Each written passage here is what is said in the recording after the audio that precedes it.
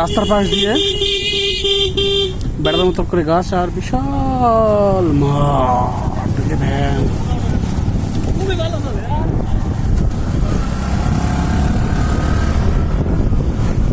প্রকৃতি এত সুন্দর, না দেখলে বোঝা যাবে না। আমি যতটুকু সম্ভব ধরার চেষ্টা করেছি।